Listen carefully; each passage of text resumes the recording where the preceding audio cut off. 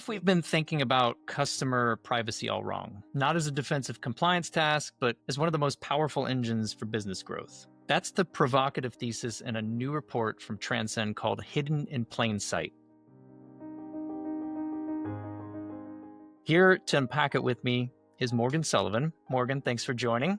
Hi, Cam. Happy to be here. Yeah, absolutely. So tell me about this report high level. What is this? This is a new research report that we just put out last week. It was a survey of 265 marketing, security, and of course, privacy leaders. For years, we've been hearing privacy leaders and their organizations say that they're often seen as blockers to the business. At best, they're a necessary compliance stop, and at worst, they're a frustrating roadblock to strategic growth. So we've also heard those same leaders say that they're working to change this perception. It's this idea of moving from the Department of No to the Department of Go. So when we, started talking about this report, we knew that almost immediately that we wanted to focus on this topic of consent and preference data, of something that really has a real impact on the business, specifically revenue. And we wanted to give them something to point to, something with actual data that wasn't just, our perspective or even their perspective, but something with actual data that they could bring to the board when they're talking about their program, or, when they're asking for more budget or even a raise, or going on the kind of internal roadshow that you need to do when you're building support for your initiatives. It's really powerful. From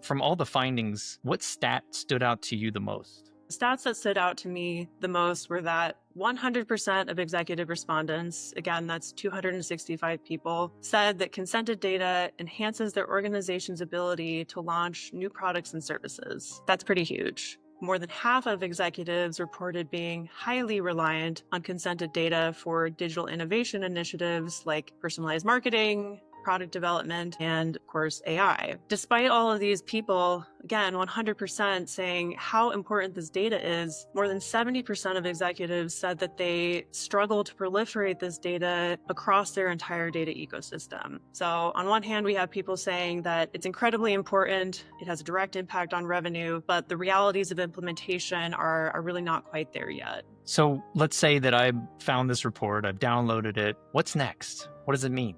Please do download it and read it. There's so many good data points, and we've really only skimmed the surface here. But once you've done that, I'd encourage you to give special attention to the section at the end. It's a consent and preference management maturity model. It starts on page 25. It's a 4-part model that starts with accepting risk at the low end and unlocking business growth at the high end. And each section paints a picture of what each level looks like. And then more importantly, offers a framework for how to move your business to the next section, how to grow and evolve, so that ideally you'll all find yourselves at level 4, which is unlocking business growth.